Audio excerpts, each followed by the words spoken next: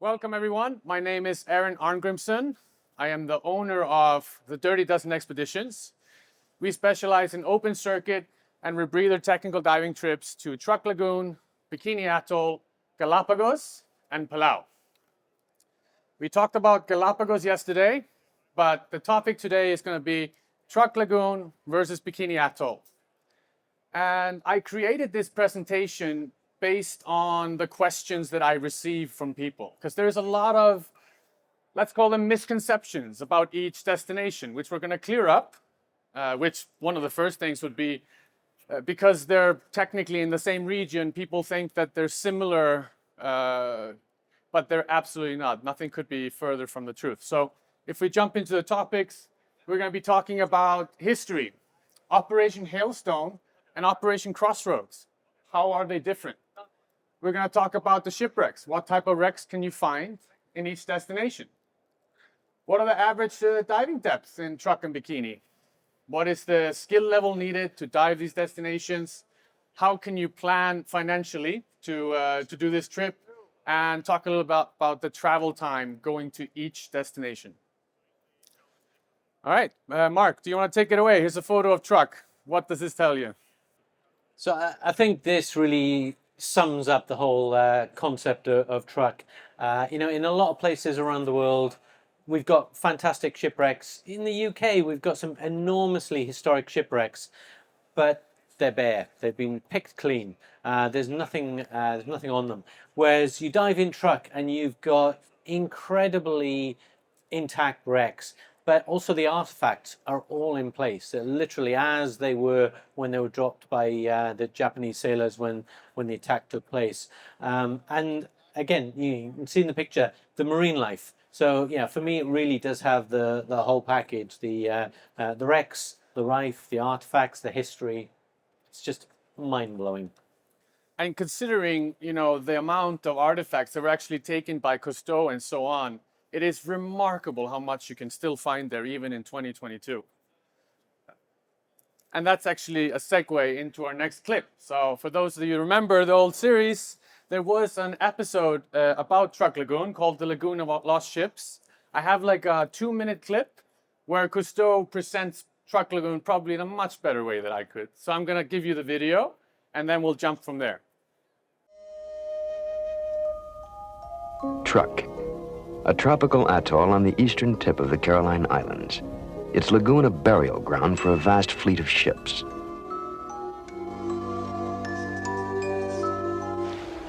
Entering the sheltered bay, Philippe Cousteau and his team from Calypso are confronted by a ghostly display.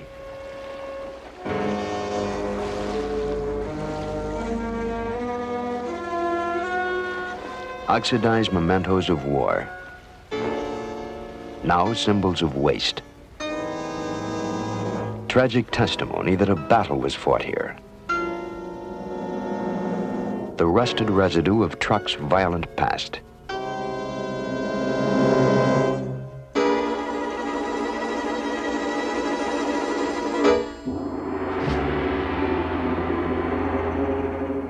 During World War II, Truk was home base for the combined fleet of the Japanese Imperial Navy. From the beginning of the war, its buildup was fast and efficient. Truk was the center of Japan's defense perimeter, not only the main staging area for its fleet, but also an important air base. It was called the Gibraltar of the Pacific, and it was considered the strongest naval base in this part of the world since Pearl Harbor. Most of the fortifications were built for defense against a landing from the sea, but the Allied decision was to neutralize Truk by a concentrated air attack. On the morning of February 16, 1944, the first strike. 70 American fighter planes. Initial objective, the airfields.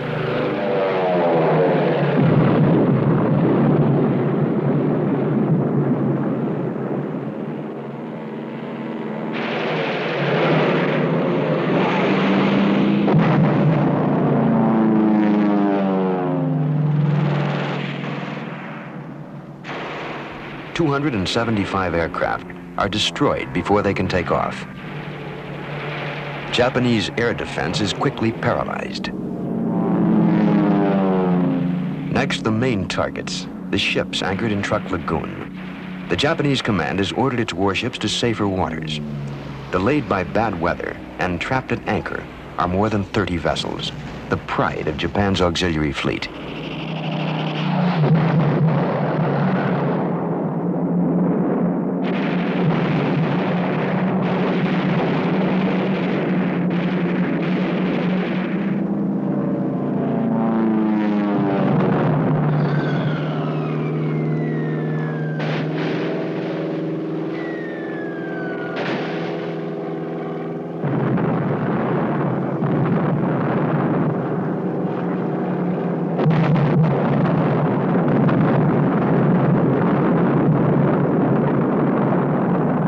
In 2 days, the lagoon is transformed from a naval fortress to a ship's graveyard.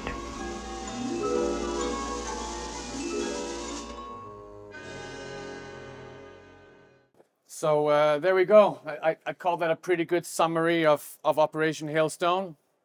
So just to summarize, we had Task Force 58 with aircraft carriers, battleships, destroyers, and 500 airplanes that did a 48-hour attack, destroying 50 plus vessels and 250 airplanes, which created the most concentrated area of shipwrecks in the world by size. I like this photo. Our captain made this stitch that you can see the liveaboard that we use. It's over here in the corner. And over where the bomb is going off, that is the Ikoku Maru blowing up. And the way it happened, when the dive bomber came in and dropped the bomb, they dropped it directly into the forward hold of the Ikoku. The problem with that is that there was thousands of tons of explosives inside the hold. The really bad thing about it was in the stern part, you had 2 holds that were full of 900 people. So that almost nuclear explosion that happened, it decimated half of the ship. It turned it into powder. The other half, with 900 people on board, directly down to the bottom, 60 meters. And that's where I find the difference between Truk and Bikini. Bikini was a controlled experiment. But Truk, that was war, and that's where you get the human factor, and that's a big deal. And you felt that in Truk, didn't you? Yeah, absolutely. I mean, you are diving on war graves, and I think many of us that dive wrecks and dive shipwrecks from the First, Second World War and subsequent wars, it's something that is it's always a consideration. This genuinely, there were 900 souls that lost their life on this, and it does put it into context. There are areas on these wrecks where there are still bodies. There are still bones. The Japanese did a fantastic job in the subsequent years of trying to repatriate as many of the remains, but there are still bodies on there, and even if the bodies aren't there, it's where these people lost their lives. So yeah, when we dive this, it is something at the back of your mind, and we try and dive it with respect. Absolutely, 100%. And they are still repatriating. They actually do a ceremony in the Blue Lagoon Divers Resort still to this day, where they take the remains and they cremate them over there. So yeah. That's the same photo, just taken with a drone. It's a good overview of how Truk looks like. So that's Tanawas right there. Beautiful, like Jurassic Park territory. And I just want to segue into another video that we filmed for National Geographic. So I don't know if any of you remembered One Strange Rock with Will Smith. We were on that production, and we filmed a segment about Truk, which I got licensed to show. So I figured I'd show you a bit of a different angle on Truk.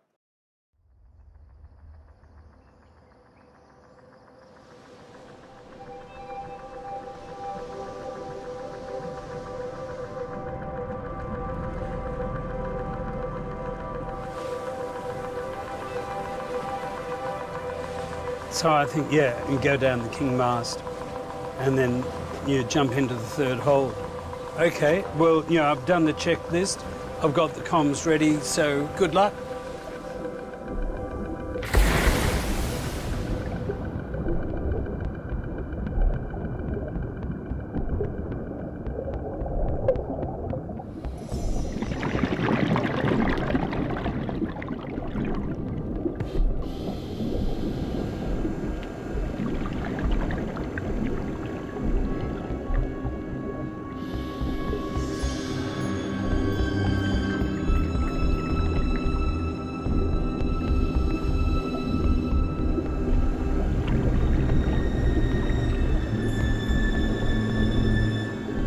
This is one of the biggest graveyards of ships in the world. Around 50 Japanese boats and over 250 aircraft were sunk here by American forces during the Second World War.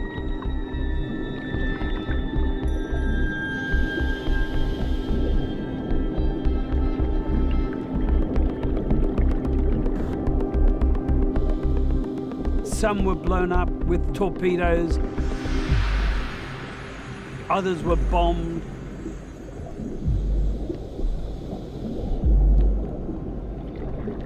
It might seem like useless junk now, but for some kinds of life, it's a perfect home.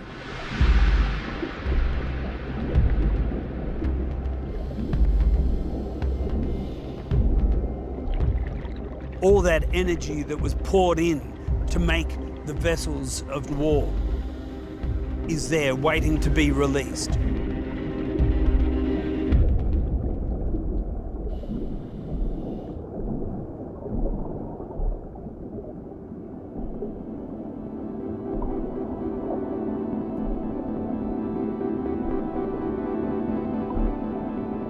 Rusticles look like stalactites, and they are part metal and part microbes.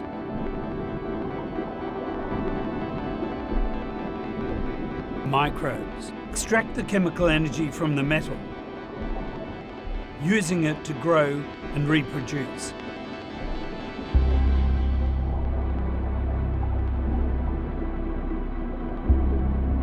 To us, iron is just a metal. But for these microbes, it's food. The rusticle is crawling with billions of happy bacteria, all chomping on an all the iron you can eat underwater buffet.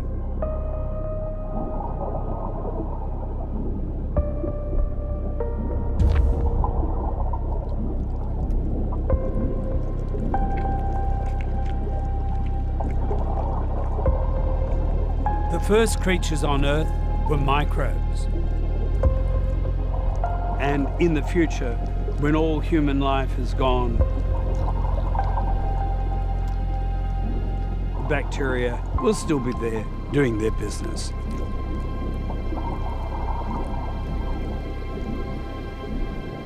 I love my food, but I'm a little picky.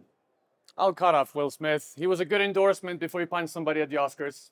All right, here's another drone shot. Here we are just seeing, the visibility that you have in Truk. You can see the wrecks are directly below us, so getting there on a liveaboard and just jumping in makes it very easy. And that's why I love doing these kind of trips on liveaboards. It's very convenient. You just kind of wake up, have breakfast on the boat, get your rebreather ready at your own time, and jump in off the back. So that's very easy, right? Well, here we have Aten Island. So you can see it looks a bit weird, and that's because they bulldozed the entire thing. It used to be a tropical island with mountains and everything to make an airfield. I always make a point out of showing it just because we do land tours as well during the trip. So you can get to go, into the jungle there and see the airfield, the command center, and so on, which is pretty cool. Here's Richard Lundgren from GUE talking about his experience diving with us in Truk.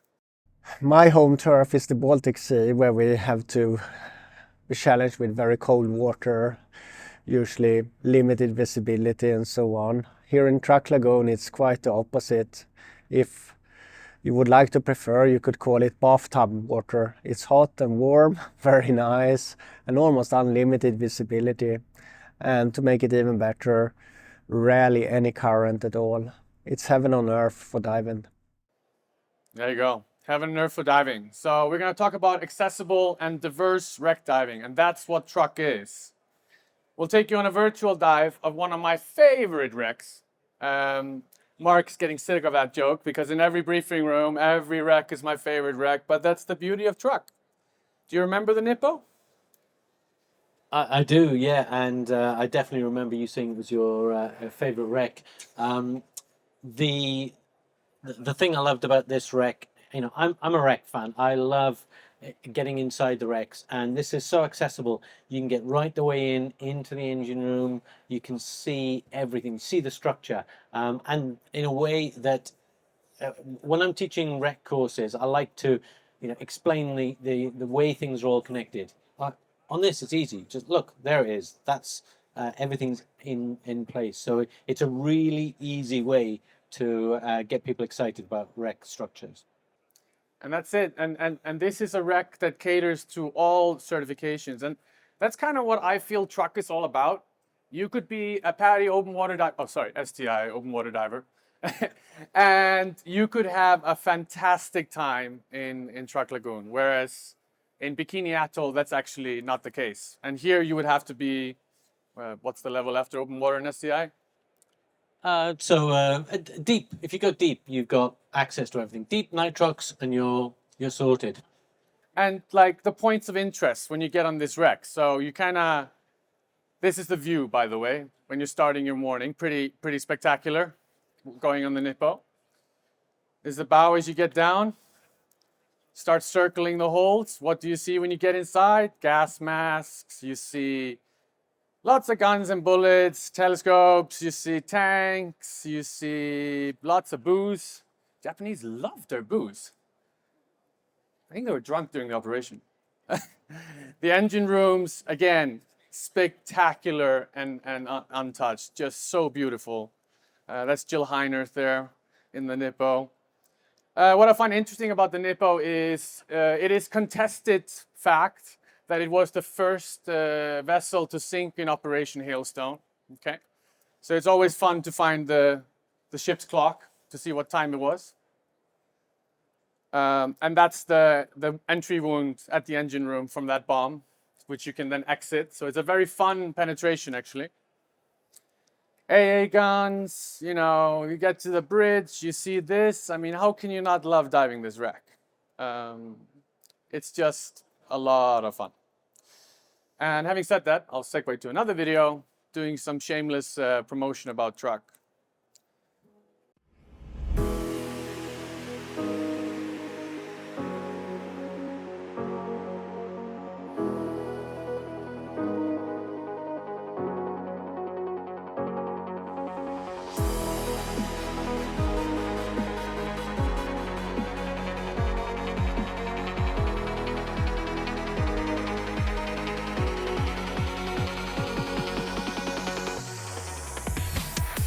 I love the Dirty Dozen concept, and the reason why I've agreed to be a special guest on 2 of the trips is because it's an amazing week.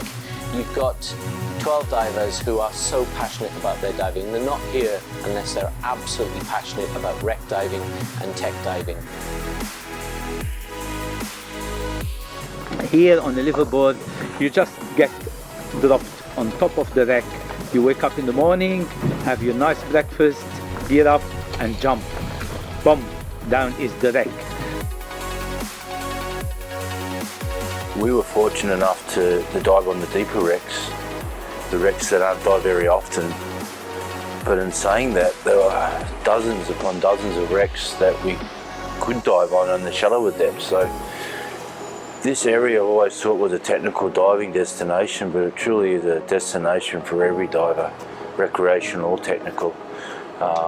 With the skill sets of the divers that were on this boat, we were very fortunate to dive on wrecks that are really untouched historical monuments.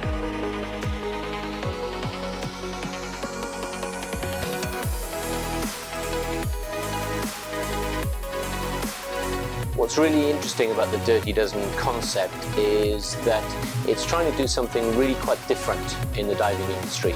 Sometimes you get just the right mix of people on a trip. The Dirty Dozen concept is about making sure that happens every time. So your trip of a lifetime really is a trip of a lifetime rather than just maybe being a trip of a lifetime.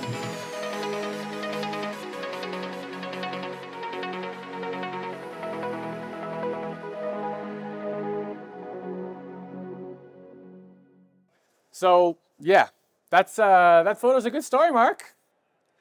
I think we should point out though, I'm normally very clean shaven and smart. that is a nod to the Dirty Dozen film. So you have to watch the classic Dirty Dozen film before going on a Dirty Dozen trip, which is why we made the agreement that we wouldn't shave at all the entire duration. Yeah, and this was aligned to the Ikoku engine room. Do you remember that? I mean, again, you know, there's a lot of penetrations that can be done in Truk. I would consider them on the easier side because they're mostly merchant vessels, and merchant vessels have big open holds. And the same with the engine rooms, not that complicated. However, there are some where you need some serious skills. Here's the Ikoku engine room, the passenger cargo vessel, which was the one I told you about earlier that blew up. Explain that dive. So, as we've already heard, in every single briefing, we get the same briefing. Oh, this is my favorite wreck. I love this. And one of the questions is, well, what haven't you done, or what do you still want to do? And Aron said, you know, I really want to go into this area, but we never get the right group of people. And we did have the right group of people. So a couple of us decided, right, we're going to do a serious penetration into this area. And so there were three of us, including a very, very experienced cave instructor trainer. And then me. I'm not a cave diver, I'm a wreck diver, wreck penetration. So the cave instructor trainer passed me the reel and said, this is your area. So, you know, when it comes to it, wreck divers make better line layers than cave divers. That's all I have to say. Oh, wow. Wow. So TDI Advanced Rec would be a required certification for that dive. We wouldn't let you do that penetration without it. You need good line laying skills, for sure. But I mean, look at that. How can you not enjoy all that every day? But skill level needed, minimum open water. But what we do on the trips, we have to be TDI decompression procedures on open circuit as a minimum. And Mod 1 rebreathers can also have a fantastic time. So that's like our minimum requirements for our trips, which you can see the calendar of on your chair. And I think the thing there is, you know, Aron said you can do it as open water. Yes, you can. And we're doing the same wreck. But on a rebreather, you can just spend so much more time there. You know, the open circuit divers go down and they look at this bit of the wreck. They look at that bit. We go down and we see the whole wreck. You know, do 2-hour dive. And that's where rebreather or other technical diving techniques really open up the wrecks. You can do them as open water, but you can do so much more on a rebreather. CCRs are made for Truk Lagoon. They're amazing. And this is, you know, what recreational can expect to see, which is a lot. And that's why I see it's for everyone. But we obviously focus our itineraries on this part as well, you see.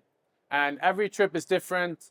We ask people at the beginning of the trip, what is your fetish? Do you like submarines? Do you like this and that or the other? And we kind of curate the itinerary based on that. Money matters, you know, you got to plan for this stuff. You can expect to be spending anywhere between 5,000 and 6,000 US on the trip itself, 9 or 10 day itineraries.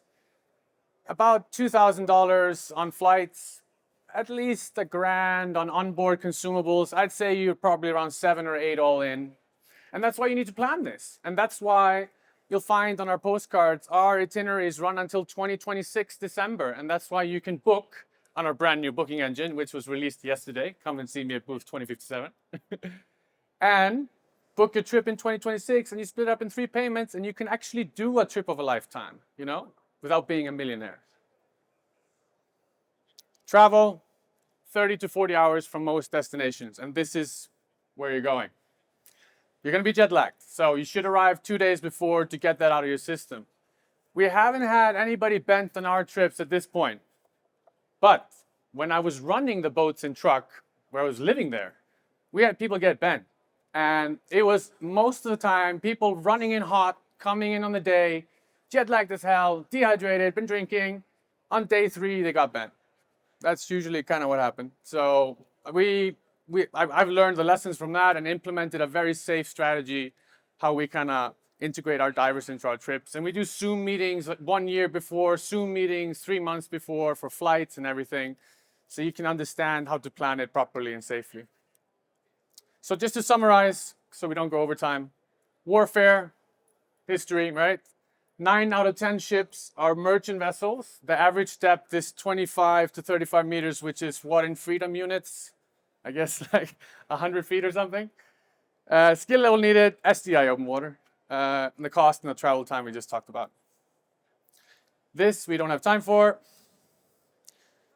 Here's the calendar that you have on your chair.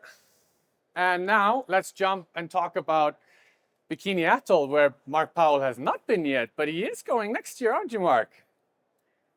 Yep. June next year, and I am genuinely excited. This is now top of my my bucket list, and I think I've seen this numerous times. This gives me goosebumps every time. So the historical archives unlocked a lot of confidential footage of Bikini because half of the world's cinema equipment was in Bikini during the explosions. I found it, I did some editing, and I made just a little montage of the Baker explosion, which I'll show you now.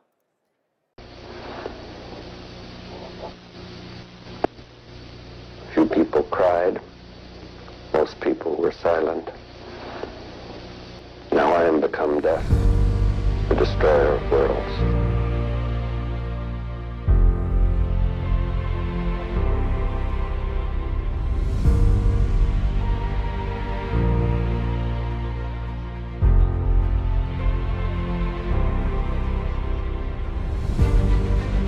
The evacuated ruler of Bikini, King Judah, gets a front row seat at the bomb blast.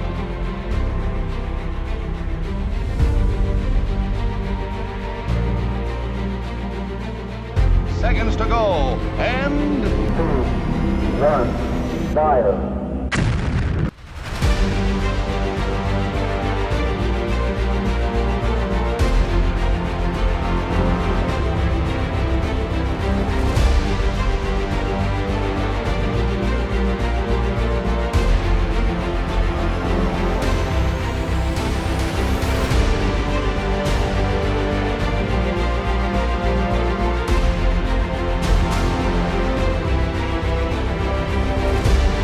And we had to be very, very careful on how we use those bombs.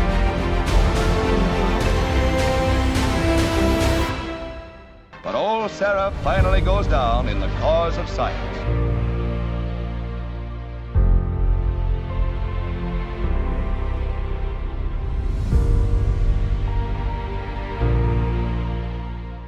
Just incredible.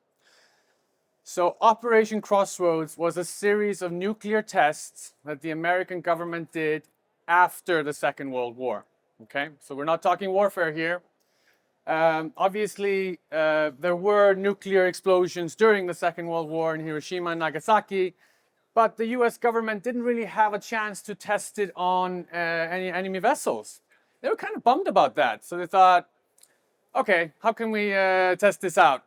Let's take all these war prizes that we got from the Nazis and from the Japanese. You're talking battleships like the IJN Nagato, where Yamamoto made the attack order on Pearl Harbor. Let's take that one. Let's take Prince Eugen. Let's put them all together in this lagoon.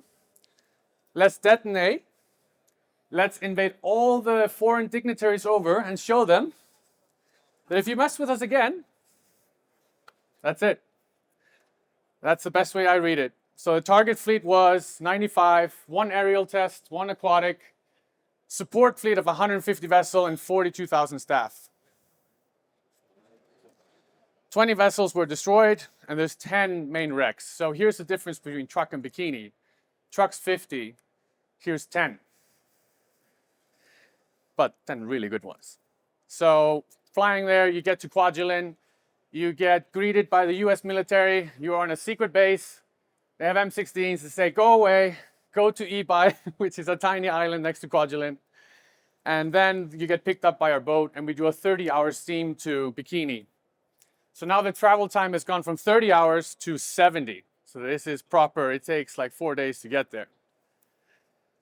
Here's Bikini. Once you get there, there's a target area where the vessels are. And what you'll find, at the beginning of the trip, we dived the Prince Eugen, because that was actually towed back to Kwajalein where it sank. but the other 9 vessels are in Bikini. So, you know, you wake up in Bikini, drive for 5 minutes, get on the next wreck. Pretty convenient. Talk about the bombs. So you have Able, the aerial bomb, aka Gilda, detonated on June 30th, 1946. 23,000 tons of TNT or 23 kiloton yield. Started a 500-meter fireball, started fires 3 kilometers away, and sank 5 ships. It was a bit of a cluster F because they missed their target. And they had all the dignitaries, and the Navy was very embarrassed. And they thought, oh my God, this is not going well. But then they planted the same yield bomb at 25 meters right next to the USS Saratoga, and a very good result. 5.5 Richter scale earthquake, 100 feet tsunami, 4 million tons of sea and sand evaporated, and 9 ships gone. So very impressive. They were very happy. Bit of a random slide. You know, you talk about the Bikini. This is the creator of the Bikini. I always forget his name. But the reason he called it Mr. Bikini. Mr. Bikini, the reason the bikini garment is called Bikini is because of him. Because he saw the experiments and he wanted to introduce a explosive garment to the industry, I guess. Here are the guns of the Nagato on a beautiful day. Jeff over there, me and him, we shot this shot with 150,000 lumens of light at 200 feet. That was some long dives, but yeah, paid off. Beautiful guns. Biggest in the world at the time, 16-inch. Here's just a quick list of the wrecks and where they are. You have the Nagato, some destroyers, you have submarines, battle cruisers, battleships. It's all there. I'm sure you're familiar with the names involved here, all very famous. But this is probably the most notorious one, wrecks to the Nagato. I mean, what have you read about the Saratoga before going?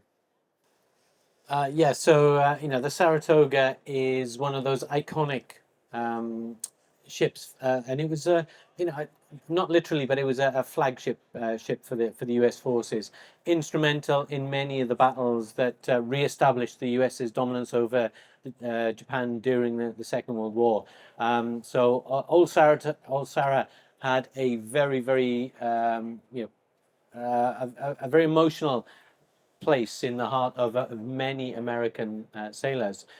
Plus, you know, there are not many diveable aircraft carriers in the world. You have one just off the coast of Florida, but there's not many others. So it's you know, it's significant in so many ways. Absolutely. It's probably my favorite wreck. I'm gonna say it again. I can spend much time there and always see something new. It's an aircraft carrier, so the possibilities for penetrations are so extensive that I need a second rebreather to extend my bailout because I can't lay enough bailout. That's how it's getting to now, right? So that's a good indication of that. We print these out in like 3-meter papers and put them on the floor on the boat and start planning where do you want to go? There's a lot of penetrations. Most of them are done through okay, so here's coming down onto the flight deck. Obviously, you have the famous guns, very famous 6-inch guns. This is the bridge. Okay, you get to the elevator shaft. And in the elevator shaft, you have a variety of choices that you can pick based on if you're open circuit or rebreather. The rebreathers can do much more in terms of the deeper stuff because we're talking like 170 feet, 200 feet. And if you can be doing a long penetration in silty areas, it is very fine in there. Open circuit is probably not the best decision. So we kind of taper that off halfway through. But you have the scullery. The dentist office is my favorite. The CIC, the dive locker. It's got dry suits, compressors in there, whatever. Bombs, crew quarters, blacksmith. Lots of fun things to explore. And that's kind of what greets you when you get inside. I mean, how could you not love diving the Saratoga? Line laying is essential if you want to stay alive. There are permanent lines in the Saratoga, which I kind of want to replace. They're getting pretty old at this point. That might be a mission for the next season. Here's the sick bay when you go down to the infamous dentist office. There's a scullery, a lot of doors that are closed, which is annoying because I can't go through them. Need a jackhammer. But yeah, here's coming into the dentist office. That's actually Jeff, who is filming right there. I took this photo of him. And it looks really nice and clear, but I can guarantee you within 20 seconds of that, there's a lot of silt because it is fine and it is thick layers. So just the movement of water brings it up. But, you know, you could almost go for an appointment right there. It is stunning. It is one of a kind experience to see this. That's the dive locker right there. These helmets have actually been placed in quite a challenging penetration that might not suit everyone. But, you know, if you have the certification, you're willing to do it, we can take you there. Bombs. Hellcats. I mean, the flight deck has collapsed partially, but you can still find Hellcats with readable instruments on it and stuff, which is obviously amazing. That's Mr. Antti Apunen, Antti the Explorer, getting out after a tough penetration out of some shaft. But again, you know, this is kind of the stuff that you're doing inside. You're having a lot of fun.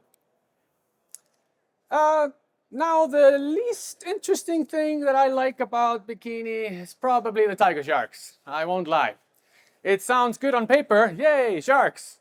But when you're doing deco with them at 6 meters for hours and hours, and they're juvenile, they don't see people a lot, yeah, you look over your shoulder a few times. And to summarize that, I'll give you a little video of diving the Saratoga into the dentist office.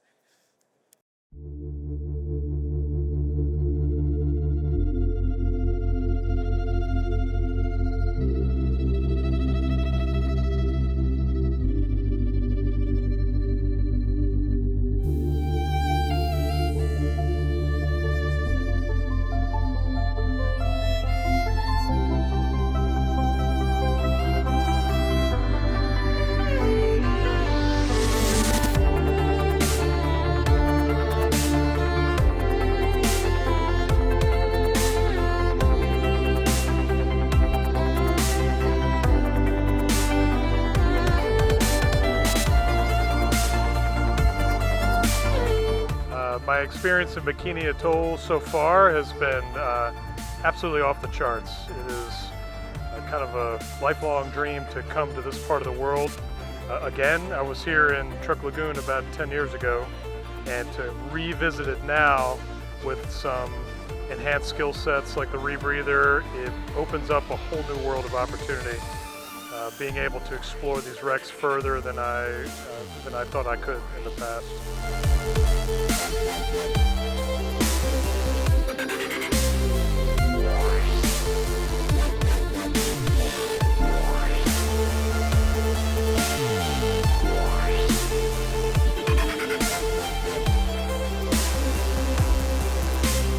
Every time you stand after a long dive, long deco, the staff and crew meet you with a smile and lots of drinks and water. Fantastic experience.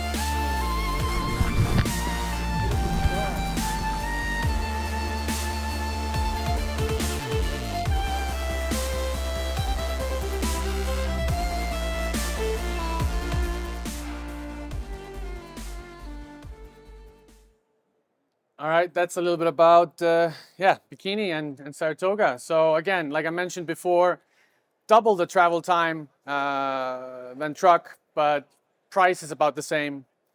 I mean, you Americans, you can get United credit cards. So actually, if you buy this trip with your credit card on our new booking engine, you will get 70,000 miles as a reward, which is the exact amount of miles to get a free flight to Truk. Save you $2,000. There you go. And at the end, shameless plug about booking engine, and then we take questions.